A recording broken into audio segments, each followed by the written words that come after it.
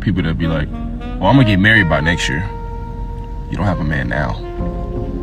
Hey, Couture Bays, it's your girl, Beverly, going live with the Bree Talk and Bay Squad. We have to talk about EJ Johnson and Carlos King's interview on dating straight men. Now, before we get started, let's like, comment, and subscribe. Tap that notification bell so you can get all the updates and alerts. And remember, opinions are not facts. Everything we say here is allegedly and for entertainment purposes solely. So sit back, relax, sip you some apple juice or my 50 vegan water, and let's get into the mess, shall we? On your spinoff was, you and your sister liking the same guy. Honestly, that is ultimately what got the show picked up.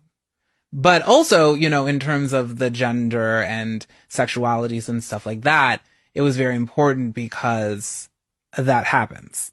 I don't attract gay men, and I'm not attracted to gay men. Like, it's just not a thing.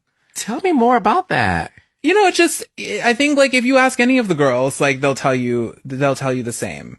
And I think they're just labels. That's why, like, I don't care what, like, I'm dating someone. I'm like, I don't care what you identify as or what you call yourself, as long as you're happy being who you are. But to be honest, it's like, that's why I don't go to gay clubs. I don't go to, gay things, because it's like the men that I attract are not there. And also, like, they're like, they kind of like wave you off. You're just like, oh, that, hey girl, like, it's not, you're not in here, like the rest of us are.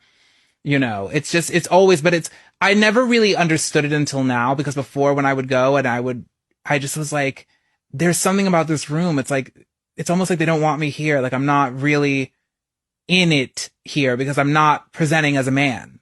I'm not presenting in that way.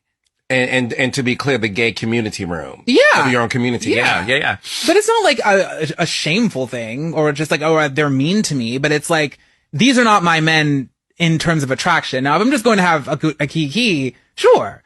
But like, these are not the men that are interested in me in that capacity.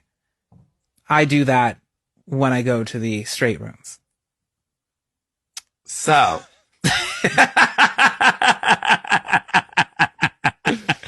So, has it always been that way for you in terms of, when it comes to men, has it always been what some people consider the straight guy always being the one that would approach you? Or somebody who, has been intimate and dating, women for most of their life, or like up until then. For sure. Absolutely. It has always been that way, but now it's like even more so.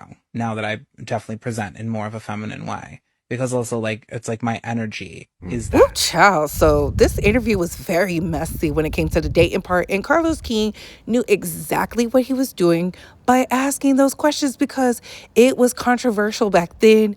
It's controversial now, but I guess it gets the people going. So from everything that I heard, I watched and listened, EJ Johnson is a feminine presenting black gay male who loves dressing up in women's clothing, hair, makeup, all that, but does not want a feminine presenting man. He wants a masculine presenting man. And in the LGBTQ community, that is a big thing. Nobody wants the femboy, the femme queen, and all those other terminologies and whatnot. They want the man that catches the eye of women. Because we are the muse, baby. It is what it is.